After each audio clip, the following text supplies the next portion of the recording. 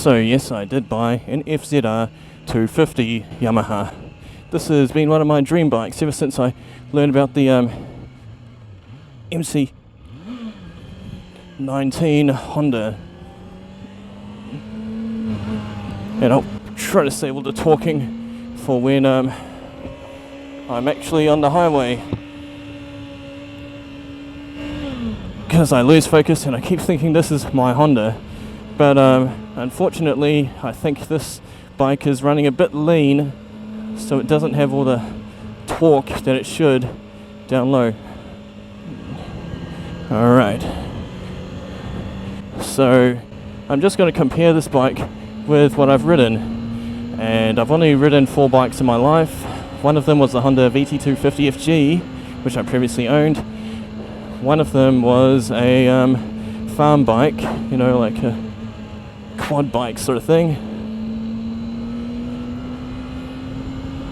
And the other one was the Scorpio 125, I believe it is, or 150, that I used in my learner's test that was provided by the motorcycle company that hosted the test. Alright, so this bike is the most sportiest of them that I've ridden.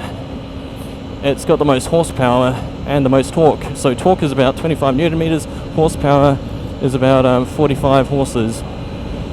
Not sure what that is in kilowatts. I think it's about 26 kilowatts.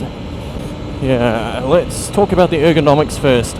So my Honda was a bit upright but still sporty. This one is a pure sports bike, so I'm leaning forwards and I'm just aiming my head up a bit so I can actually see the road, because it's a bit cafe racer.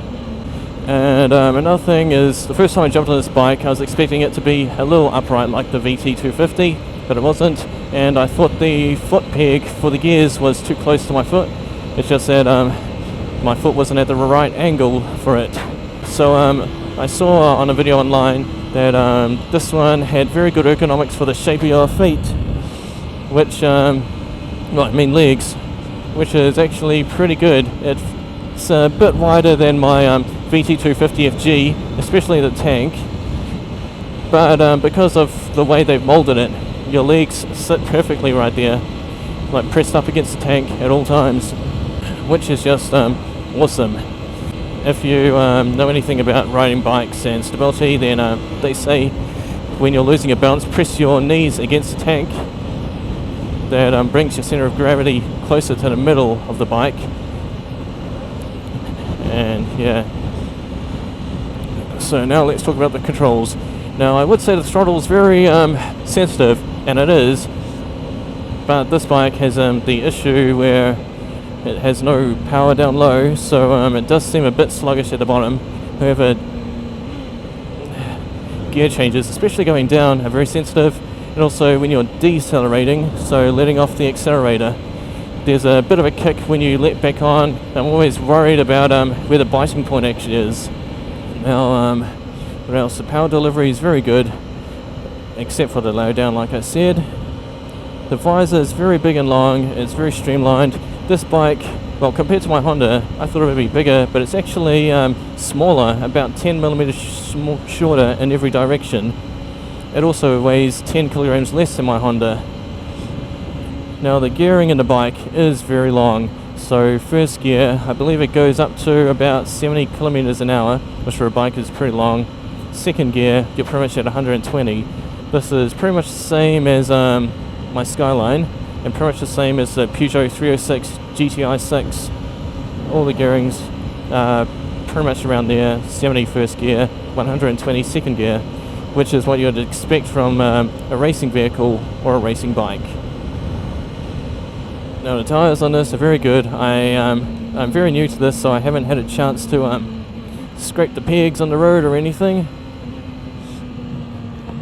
Yeah. And also this bike seems very stable, so as soon as the wind hits the Honda, you just lose it. It really bowls you over. This one, you don't have to worry about the wind so much. It just goes right through the bike. That's possibly because the previous owner took off the fairings. I've heard of one or two people taking off the fairings from these bikes to give it stability in crosswinds. The owner of this bike actually broke them. Okay, so I'm on gravel now, and because of the long gearing, I don't want to go too low or else I'll lose power, and I'm pretty sure I'm in first gear. I could actually be in second, but I don't want to drop it because it really kicks when you drop it into gear without a perfect rev match, and that's what I'm worried about on this bike. Other than that, it's very good. It's very loud as well, and as I found out recently, the microphone isn't good enough to pick up the noise from the bike. It gets too loud, too distorted, even on the lowest recording setting because I set it to automatic, and also have the manual volume adjust way down. Ooh, road's a bit bumpy here. I know this part of the road. Straight line's very good, and frankly I don't have the skills yet to actually push this through corners like I'd hoped, particularly because of the long gear ratios and how it decelerates, which honestly I could ride this bike through traffic and get to work in first gear like I did this morning. Now, would I commute in this bike? Well, no, I wouldn't, simply because of that, but I have to because it's the only bike I have. I sold the VT250 FG.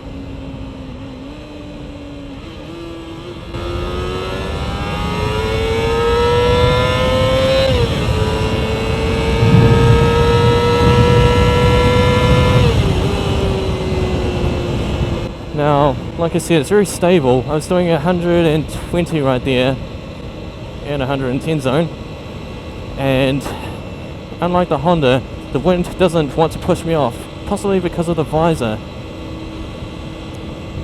Now, when you're just cruising along, like I'm doing 90, or should be doing 100 or more, you're usually cruising at about 10 or 11,000 RPM, which for a car, that's pretty much red line on a Honda S2000 and beyond. That's almost blowing your engine on a rotary. But on this bike, it loves revving.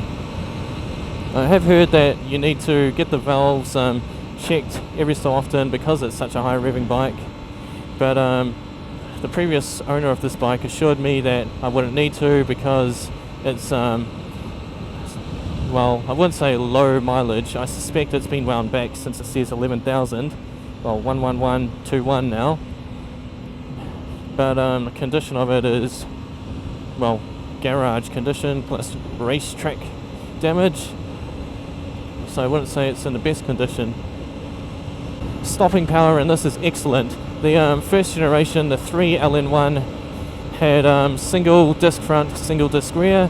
My VT250 had a single disc front that was covered and a drum in the rear. This thing has twin Brembos in the front and a single disc in the rear. Sorry, that was just my visor making that click noise. So much sun glare right now.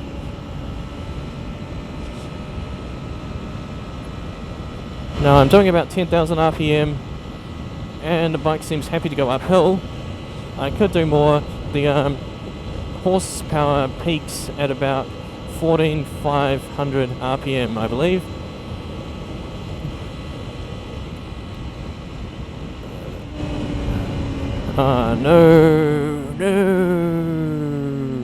No. We're behind a truck. Nah. Thanks, dude.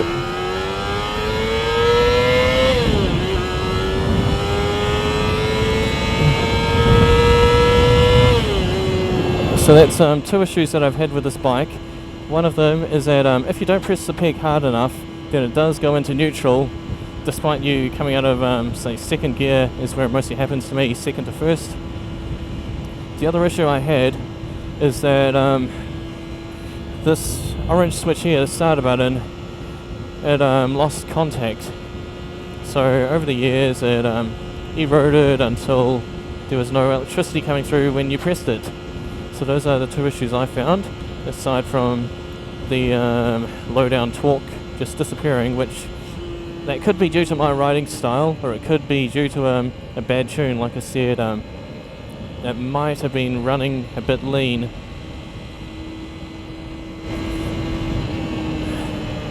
So overall, I like it a lot better than my VT250. However, I am accustomed to my VT250, and that's where I get the basis for this comparison. So aside from the switch, it's been very reliable. Starts first pop, you don't really have to play with the choke. But yeah, the weird thing about this bike's choke is that it's on the side of the fairing, right by your left knee. And it's like a little NOS switch looking thing.